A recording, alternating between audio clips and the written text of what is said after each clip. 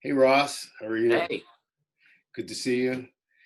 We are here to talk about Ross's new book, Drunken Sunday. Is it backwards? nah, that's it. Good. Okay. You have one of the rare proofs. Yes. And my name's right here on the cover. I'm very proud to endorse it on the cover. So congratulations. Thank When you've been working on this for a long time, you and I have been talking about it for a long time. It's you. gone Yeah, through multiple versions and iterations. So first, just congratulations on thank having it done. Writing a book and getting it out is a great accomplishment thank you. in and of itself. Um, you want to talk a little bit about some of the twists and turns the book took to go from the first Sure. time you and I talked about it, which I don't know how long ago that was. You probably have a better I sense. probably given what you read, my Yeah. or obsession with detail. I think I probably around 2013, I want to say, is when you and I first met. I do remember either might have been the Garcia Orchestra thing or Black Crows that summer. But basically, I've been freelancing, I guess, since the mid '90s, around the time I guess Jerry died, or a little bit before. I had some reviews, I think, in like Unbroken Shade magazine I mentioned in the book, and took some creative writing classes, and always thought like, wow, wouldn't it be great if I actually put some of these stories into a book. And as I got older and there were more stories, um, I kind of got the idea that maybe I could put it into some kind of a narrative structure. And I think it was around 2006. Sharon Lawrence, who I think recently passed away, who wrote a book on Hendrix, saw an article I wrote for American Heritage of all places on Jimmy, and actually reached out to me.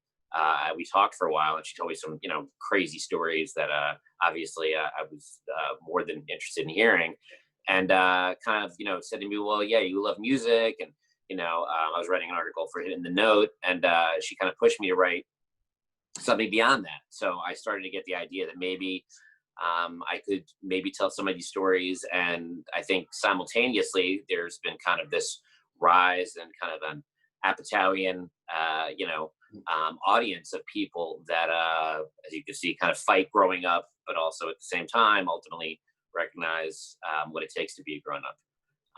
And you know, Yeah, and in a way, what you're writing about, and we're both part of in different ways, in different extents, is sort of a subculture um, that was thriving in well, through the '90s in New York sure, City and many other places. I think I was in New York, and I think you were too. So that's yeah, referencing that. Obviously, there were pockets of it all over, and there were places like Wetlands and Tobacco sure. Road, and they came to be known sort of as the jam band scene. But it was that and more. That's kind of like too narrow of a description, I think, in some ways. Yeah, it's ironic that my wife Sam, when I met her, which I obviously I talk about, and she told me she liked Government Mule. I remember it was very much like Luke Wilson and Old School when he finds out, that I'm Pompeo likes Whitesnake. I was like Government Mule, like that was a whole other level of obviously the Mule at that point, where full on, they were just so hard. And I remember seeing my first Mule show. I think it was after Jerry died. It was at the Wetlands, and it was so loud, and it was just so like deep. And I remember being like, wow, this girl I was impressed, turned on, and scared. That's pretty impressive. My wife, I've been with for a long time, and she's come with me to lots of music, and some of which she likes more than others. The only time really that she walked in and immediately walked out was Government Mule and Blind Pig in 1996. And she loves Warren, I've been friendly with Warren for a long time. At that point, probably less like where my wife would know her, but him. And it wasn't because she hated the music. It was the volume was so Oh, sure. immense when they were playing in small clubs. So I mean, I remember vividly going to the Radio City Allman shows in '95, and then going the next day to the Preakness, which we talked about the Dead show scene. The Preakness in the mid '90s had a very heavy, kind of lawless border town vibe. And I remember being at the Preakness, and my ears were still ringing from Radio City. I still remember, like, I just had images of, Alan Woody and right, and then Woody and Warren would take that volume and go play at Wetlands or the yeah, Blind Pig in Ann Arbor, places like that.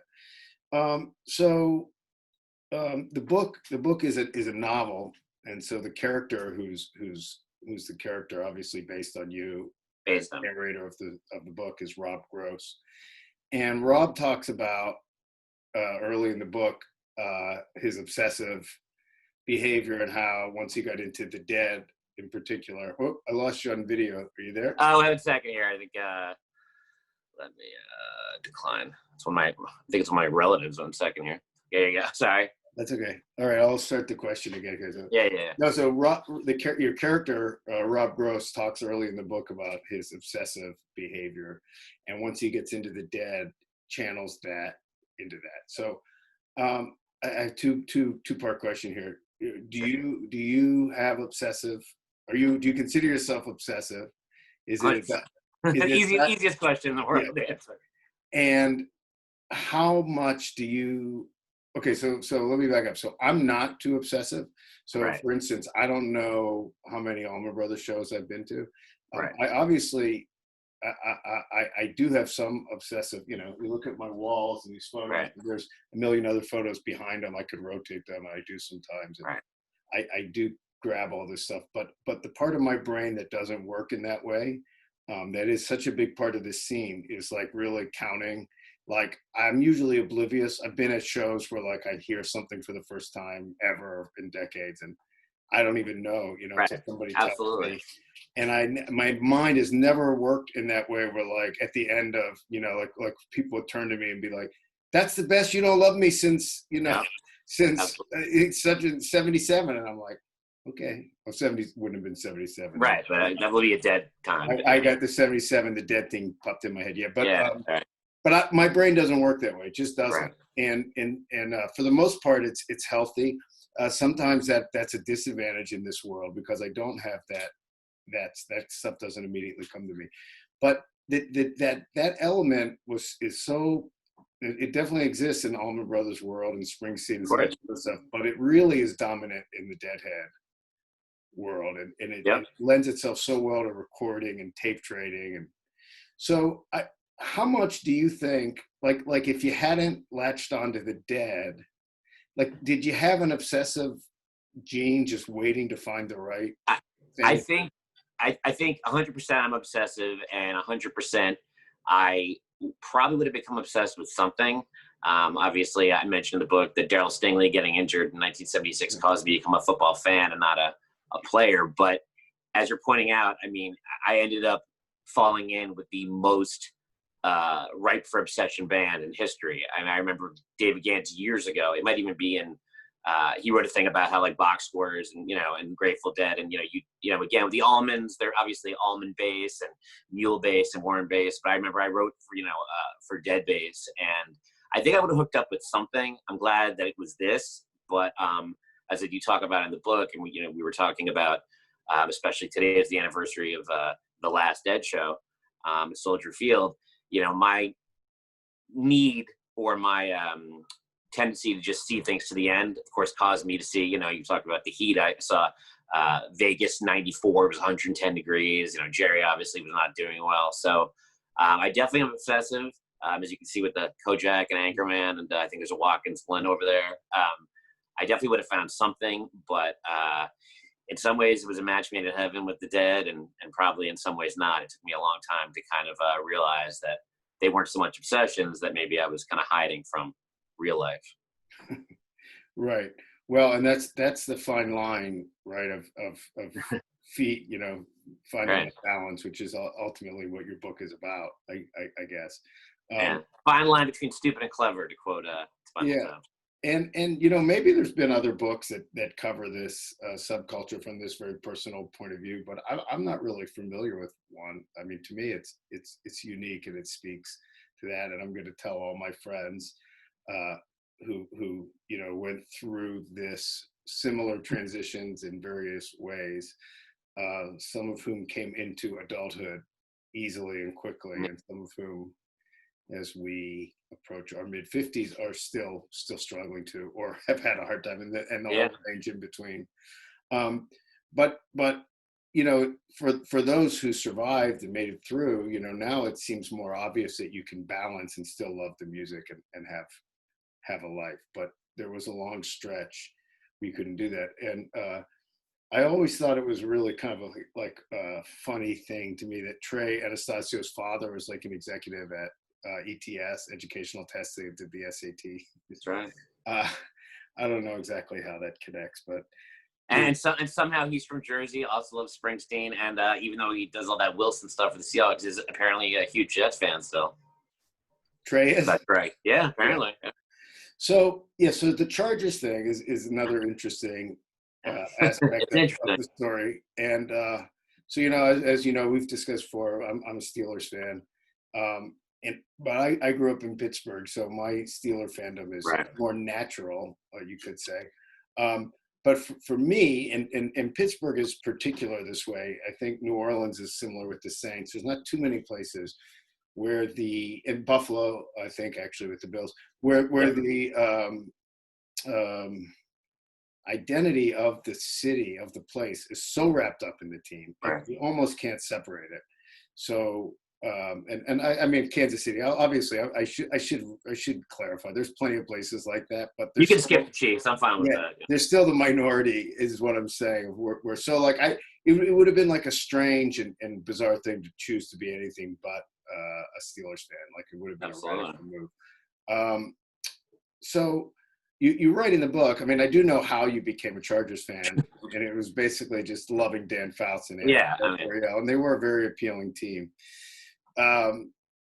But you still took that obsession to the next level. So is that just part of the obsessive behavior too? And I think, yeah. I mean, it's funny you say, the story how I became a Charger fan. My wife Sam used to say when we lived in the city. I lived in the city from '93 to 2005, and I remember, she always tell people at bars like, I know Dan Fouts, blah blah. She almost like, she's heard it so many times, but it's definitely part of the obsessiveness. I think, as I put in the book, a lot of kids like whoever team is popular. I mean, if you grew up in the late 70s and 80s, plenty of people remember Dan Fouts, obviously Ralph Macchio wears the West Chandler jersey and Karate Kid, but most people either grow out of that or when the team starts really sucking and they have, Jim McMahon, they have Billy Joe Tolliver, and you also live 3,000 miles away and are shunning not one but two teams. At this point now, the Giants had won their first Super Bowl and, we're going to win a second. They usually give that up. But I think also it was a little bit of a, kind of iconoclast thing, kind of digging my heels in, like, I'm not gonna give this up. And obviously it became this thing where over the years, I became the only Charger fan people knew that didn't live in, San Diego. So, if they were playing, team, obviously the one day that we, did make the Super Bowl at Three Rivers and I was there, a lot of people, got in touch with me I hadn't talked to in years. So, it's become part of my identity. But like I said, I talk about it in the book, meeting the super fans in 2002 and like the big dog and, the guy in the barrel from the Broncos, whether or not that really was who I was, or he didn't wear the barrel when I spoke to him. I mean, so if you meet a guy like that and is it a point of pride or horror to realize that you well, that's what I wrote about it in the book. And again, it was fictionalized, but it definitely was, there's an interview that's online that my friend DJ who you met took off a VHS when I was on the news. But I remember when I got the award, I said to my wife, a la Farmer Ted of 16 Candles, well, now I'm king of the dipshits. And, she obviously appreciated that, but it was cool. It was, like I said, I certainly amplified the themes for the book, but, I did kind of feel like, why am I suddenly now, being a part of this group and like, because I was the only person who didn't have a persona, or I didn't have a costume. I mean, my costume was, sarcastic, deadhead, Jew from Westchester, and knowing everything about the Chargers. That was my like superpower, as my son would say, and being able to rattle off, any piece of minutia on the Chargers, the Dead, or movie quote. You mentioned your son. How old are your kids? My daughter's 13, and she's downstairs, and my son is 9. I can tell you, my daughter, who, if you've obviously read the book, there are things in there I don't want my kids to read yet, but I think the funniest thing I heard recently is my daughter saw my cooler in the garage, and of course it says still, life sucks, I'm going on tour, and she looked at me and goes, life might suck, but you're not going on tour. So how do they relate to you? Like, okay, are they Charger fans? Are they football fans? Do they Well, I like the mean, Dead? Do they like Bruce? yeah. I mean, my daughter, again, the Chargers are like are this thing that hovers over the house, especially in the last couple of years with the move to LA and them being good on the field, but also more and more relevant. So I would never wish that for them. I think I would draw the line if either of them told me they identified as a Raiders fan, then I'd probably object. But my son claims to like the Chargers. They have my old Fabs jerseys. I think my son sees the appeal of kind of being, again, like kind of the oddball, being the one Charger fan. But then again, he's at age 9, he's already telling me that like he likes John Mulaney, and so he has he's I think a little more like my personality in terms of the. Yeah, so my kids, came along on the Steelers thing from a pretty young age, and when my oldest son is 22, so when he was 3, 4, 5 years old, is when the Steelers were starting to be good again, and I was getting really wrapped up in watching these games, and he just wanted to do stuff with me, I guess. But I also stuck with the Pirates for all these years, which is just like the worst thing. And when he was, I told him it was in he was little, the Yankees were winning everything, and all his friends were Right. fans. And I said to him, listen, it's cool to come with me on the Steelers. If you want to dump the Pirates, you're fine. Like, you live in New Jersey, you want to be a Yankees fan with your friends, it's okay, or any other team. It's really fine, because it kind of sucks being a Pirates fan. I'm not giving it up, but I mean, I'm also a Mets fan, so that's like beyond. I mean, the one time I've ever had a team win was 10th grade, 1986. But yeah, and I'm also a Knicks fan, so it's really I have like the 3 worst professional sports owners: Dolan, Spanos, and I guess the Wilpounds of it as of today. Yeah. So how does this sports fandom and music fandom relate to you?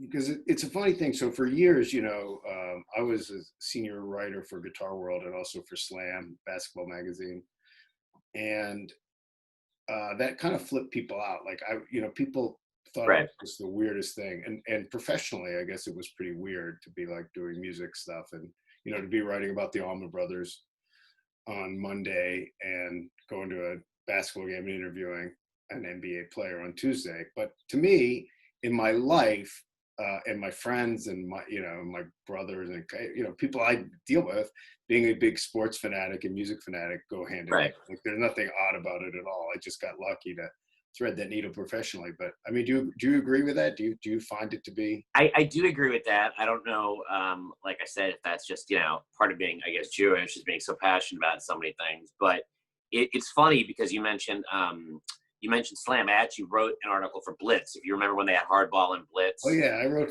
for Blitz. I did write an article on William Floyd, actually, who at that point beat the Chargers in the Super Bowl. But it's funny because I was thinking about this, now with obviously Bill Simmons, and it was around the mid '90s when you started to see it on SportsCenter, references to movies. It was around that time that it became almost, I don't want to say, it was accepted that you could be a fan. There would be all these other things that you could be a fan of, and these little Easter eggs, whether it be, a quote that they would drop in SportsCenter or something like that. And I think, and that was around the time that I would say you started to see the Steal Your Faces in the lot, with the local sports teams. I mean, I did not go to shows, obviously, pre-'87, so I don't know if that was really a thing, but it definitely became more accepted. I mean, there were times on tour where, I had to find a bar in, San Francisco to watch a game.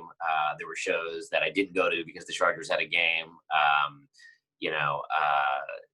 but I think it's more common now, but it definitely, like you said, at the time, to be into those things, especially, the Allmans at least have some more, kind of a hard-edged, like, kind of, vibe. And with the Dead, at least the way people look at the worst of the Dead is the noodling, the hippiness. So, I mean, now I think, you see so many Deadheads and, all other aspects of life, and people that, obviously, admit to being a Deadhead. It's become cooler, I guess, now. Right. It's not such an outlaw tribe anymore. No. So you write in the book, Rob takes his dad to a Dead show. And did you do that with your dad? I did do that with my dad. I saw 138 shows, and I did take my dad to one. Unfortunately, it was not the best show, although it was probably the best of that 3-night run in Nassau. I've talked to you about it. Over the last I guess 3 years, both my parents passed away. My dad through illness, and my mom through unexpected accident. So I did go with him, and he did get interviewed by I want to say it was Richard Gere, not Richard Gere of Yeah. Officer and Gentleman, GAEHR, and I actually reached out to him because he did a story that night that we were interviewed for, but it obviously took on a little bit of a different significance. So I maybe made it more. I don't want to say it was important. My dad had a great time.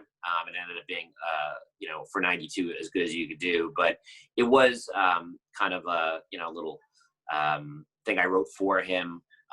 He did say the things that are in the book, like, I thought maybe, my son was going to take me as a favor, and it ended up being something that he really, enjoyed. I mean, he never, obviously, I would never say they liked the Dead, but obviously they heard the music coming out of my room every day, and the tapes grew and grew to the point that, I had Bed Bath and Beyond crates that were. Right. But I mean, do you think that he really wanted to experience the music so much, or just try to understand? No, I think he wanted to know, right. He wanted to know what it is that I did, because obviously during the time that I was on tour, especially when I really wasn't your stereotypical Deadhead. I had short hair, like we talked about. I did join a fraternity, but it was like a very, kind of outlaw fraternity, and being a Deadhead was not at all, unusual. I think he wanted to know what I was doing with my life when I wasn't, in class or when I wasn't watching Chargers games. And I think he got a little bit of a taste that it was really cold that day. So like I say in the book, we had to sit inside the car, and we had to kind of look at, people kind of going through the lot with the wind whipping at them. He did get to go to I think it was at the Bushnell in Hartford, a Weir Wasserman show. So he got a little of that too, where, we went to dinner and people were talking to us about the sets, and they were, saying, did we mail order for the fall? And he was like, well, I don't know, but you can ask my son. And he definitely, I think, he was proud. As I mentioned, they did obviously call me the day Jerry died, which was, very comforting to hear. Because at the time when I saw all those voicemail messages on my work phone, I figured either a family member had died or Jerry had died. And if a family member had died, I didn't think I'd be getting 40 messages necessarily. So. Right. So I don't know if I told you this before. So the night Jerry died, I'm sure you know that the Allman Brothers were playing at Jones Beach. Yeah, my wife was there. So I was going through sort of an intense time myself, because I had to decide right then if I was going to quit my job as managing editor of Guitar World and move to Michigan. So my wife had this job offer at the Wall Street Journal, and we were kind of going through this. So I was sort of already going through a lot, and I was supposed to head out there early, and I ended up being late because of Jerry died. The issue of Guitar World was literally at the printer, and so we were going to do a big tribute and everything in the next issue, but we wanted to get something in because it was going to come out like 10 days later or whatever. So we ripped out one page, and I had to like write a one page to go like on the first page of editorial, sort of quasi obituary, just like a little celebration. And they really wanted me to, somebody at the magazine was working on getting John Popper on the phone. They really wanted me to put a quote from John Popper in, because Blues Traveler was really popular at the time. Yeah. And I opened up my first Allman show, and she said, yeah, I refused to talk to Popper, and somebody got the quote, and I said, okay, thanks. And then I just didn't put it in. I refused. I will say John Popper was amazing in Kingpin at the Potato Bar, but outside of that, So I made a really smart decision. I'm proud of that one. I've made some pretty bad ones over the years editorially, where I just said fine, whatever. But so I went out to the show, and the Black Crowes had played there the night before, and I'm walking into the backstage area at Jones Beach, and a stretch limousine pulls up. Classic, like, black stretch limousine. right. And the window goes down. And it's Chris. And he goes, we can park this thing? And I'm like, I don't work here, dude. So he came back. He found somewhere to park it. He came back, and I was talking to him backstage, and he said, man, it's the wildest thing. We played here last night, and after sound check, someone called us down to the water, went down. There was a sea lion dying, and it laid there and looked at us, and we looked right in each other's eyes, and it took its last gasp. And I realize now that was Jerry talking to me. And Jerry and Wanta, that would have been, yeah. It's funny, you mentioned that because, like I said, not only was my wife there, but the night Jerry, the night before he died, I was at the Weir Wasserman, what became Rat Dog, at Central Park with the band, obviously Sans Robbie, who I know you just spoke to, opening. And, really was the next day that I started going to more Allman shows. The Further Fest happened. You mentioned Chris, who I once saw when I lived in the East Village, wandering around.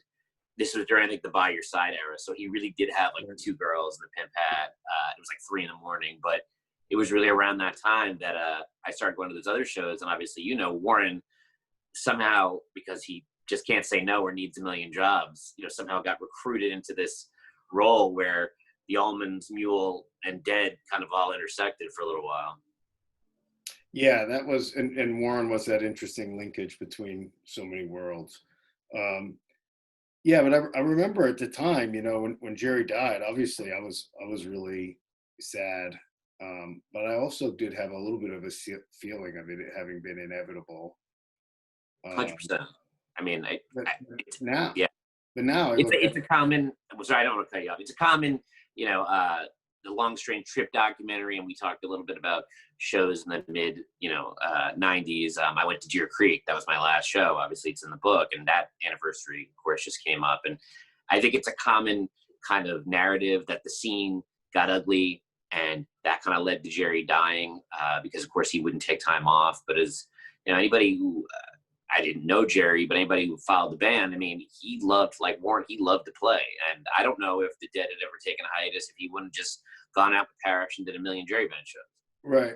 Well, and the thing that freaks me out is, so I'm 53, and that's how old Jerry was when he died. Now, obviously, you look way better. I still am at 53. You look way better. So yeah, thank you. I know. Well, if I judge the lowest bar, and if that's my bar, I'm always going to be good. But no, I mean, obviously things change as you get older. Ages seem, something seem when you're 30, 53 sounds old, but also he was an old 53, and it's kind of wild to think of. But in terms of what you're saying, yeah, the thing that's kind of amazing to me is that if you listen now to those last few years of Dead shows, you would easily think, if you listen objectively, I think you could say, oh, Jerry just couldn't play anymore, he had lost it or whatever. Right. But if you listen to Jerry Garcia band shows from the same era, I think it still sounded pretty great. So there was something about the dynamics of the Dead that was not. Yeah, I think I know, again, it's hinted at in the documentary, and I know Donna Godshaw used to always say, when Jerry would see like bumper stickers, that said Jerry saves, that was the element. I mean, Jerry was certainly, I don't want to say a bit of a coward at times, but you listen to stories about, how his relationships were, broken by his unconfrontational. Yeah. And I think that, I think a lot of people, you talk about it, whether it be Hunter Thompson or even early Stephen King, or sometimes, the legend that attaches to somebody becomes almost too big to deal with. And certainly, what Jerry meant to a lot of people, or at least what they thought that he meant, I think that became definitely a responsibility that he was not set to handle. So just to turn back directly to the book, as a writer, turning your experiences into fiction and creating a character out of yourself, and then also creating characters out of people in your life. Obviously, when you're writing fiction, you can change it in whatever way you want. And some of the things are going to be things you wish you had done, or absolutely you didn't do, or whatever. So that's all understood. But were there moments and things where you had to cross and say, am I comfortable turning this person into a character? Is this activity fair to discuss, or to yourself, but also to the other people involved? I think, well, I mean, if anything, the person in the book who probably the optics are the worst on it is for me, even though it's not all necessarily stuff that happened to me, but it definitely was something that I struggled with, and I think it ended up being a blessing. But my agent, people I'd spoken to, I realized that as much as I think I've got these great stories, nobody was going to buy a book, based on some random guy's stories about the Grateful Dead and the Chargers. But given what you know about my personality, I was very torn whether I was going to let it be fictionalized. In fact, my agent's son-in-law is actually a screenwriter, Daniel Miska, and he's working on right now an adaptation of it. And it's funny because every now and then he'll get back to me and he'll be like, does he have to be a Chargers fan? I'm like, yes, that I won't, And he's like, does it, like the guy that I even put on the page wouldn't be a fan of like some mainstream team, but I think it definitely was something I struggled with. I think it ended up being much better this way, but I mean, everybody who is even loosely depicted in the book, I think, is safe. As I've said, I didn't have to get any releases or anything. And I did kind of eventually really embrace the idea of making it a fictional story because, like you said, it allowed me to kind of tap into the things that I liked. Like I said, you're being a China book, whether it be high fidelity, obviously you see it now, like I mentioned, Pete Davidson, where people play these, versions of themselves, stand-ins for themselves that, sure, they lose a little something, and I don't want to say in the truth, but it maybe in some ways is more authentic. Yeah, no, for sure. When I wrote Big in China, my memoir, I probably was like ridiculously prissy about keeping things really factual. Mm-hmm. I didn't really use composite characters or things like that, but it did go through a process. As you know, Ivan Reitman had optioned it, and it moved along towards a movie until eventually Paramount rejected his script. But they were taking a lot of liberties. It was going to be a fictionalized movie. And, we had a lot of conversations, and I told him, he said, well, we're going to add some stuff in here and some conflict. And so that was it, but it was still supposed to have my name on it and everything. So I basically, right. And yet, yeah, the guy made fucking Animal House, which obviously I said to you last night. I said, understood, do whatever you would need to, which I of course, I already had contractually signed that away anyhow. But although I did have the right to make him change my name of the character if I wanted, that was a point. But I did that was like, you had to be a Chargers fan. I was just like, the one thing I'm like, please don't make the conflict be that I have an affair with a Chinese woman. Right. Because it's funny because I was actually texting Daniel yesterday, and he's like, "How do you feel about moving the setting? Maybe you go to school in the early '80s." And I told him, I said, the only thing that Sam was going to care about is if you make it clearly not her. If you make it like a stand-in for my college girlfriend or or a high school girlfriend, she's not going to want to have her name be somebody else. But obviously, each incarnation of this, I think I'm comfortable with it being different. But yeah, it's not even so much the Chargers, but like they could ask me, would it be okay if you be a Giants fan or Yankees fan? I was like, absolutely not. Like, how can you make a character who's kind of saddled with this like awful obsession with this losing team and make them a Yankee fan? Like that completely besides hating the Yankees. I mean, yeah, understood. Well, is there anything else about the book you really want to make sure you get in here and talk about? Yeah, I think the most important thing I think is that, even though you can be a deadhead, and obviously, I think those people hopefully like the book because certainly I put chapters of it out there and it's an accurate look, and you can be a Chargers fan or a fan of another team obsessively. I do think, hopefully people will check out the book because I do think it is a good, like, kind of coming of age story. Like I said, the stuff that we talked about, whether it be Animal House, Old School, at this age, people kind of looking back and know everything, and it probably didn't happen exactly. Although, I mean, I have had a fraternity brother of mine recently, send me a message and was like, you really nailed it. You put it all out there. And, my friend DJ, who you've met, kind of my Sancho Panza of tour there, he read it and he was like, well, it didn't happen this way or that way. You made it like this. But, the reality is that I do think the stories are accessible. I think that hopefully people like it, and it isn't hopefully going to just be the people that I already expected would be interested in it. Yeah, well, I think people should definitely know you don't have to be a Chargers fan to like. I'd be selling to a small group and getting smaller. But I mean, that it applies to certainly to any kind of sports fandom, but right.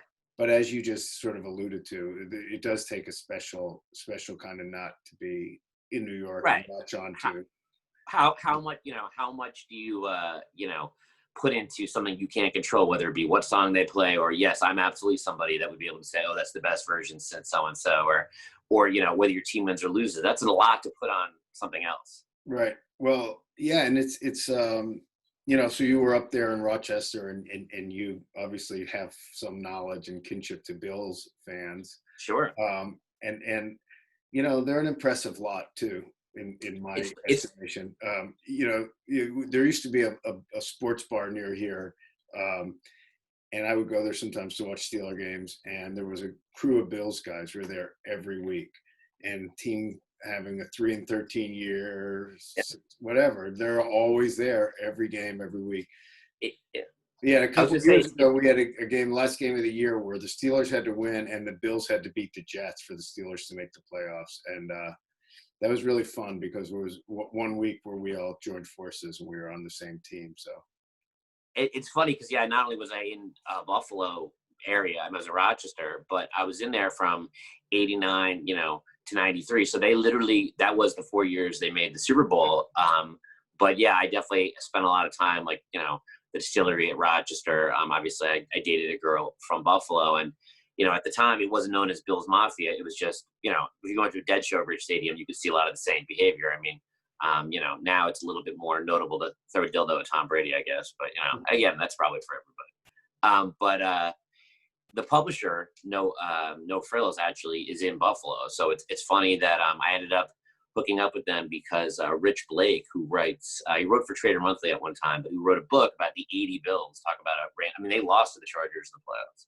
And he had pointed out to me that, you know, his publisher might be interested in, you know, it's kind of like The Godfather, you know, they might like a story like that. And they put it out. So it's funny, you know, seeing like the Buffalo Scoop publicity, like, you know, mentioned this book, and on it is obviously, you know, it happens to be Aaron Hayden, who was a mid-90s Charger who, you know, after the fact agreed to have his picture as a model. But, you know, it's interesting trying to market to those people because I do think they know what it's like to root for something that, you know, may not ever happen. And, you know, I can commiserate with them about, you know, Joe Cribbs or Smurlus or, you know, remember when Marty Schottenheimer was actually a player.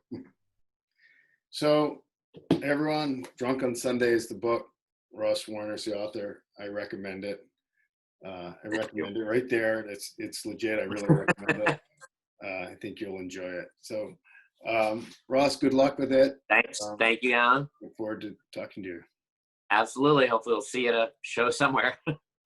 I hope there's a show to see each other at. That would be wonderful. I don't know. My Stones tickets are still in the queue, and but I did listen to the Brothers. That's the last thing I saw, and the remastered audio is fantastic. So it's really good, huh? All right. See you soon. All right. Thanks, Alan.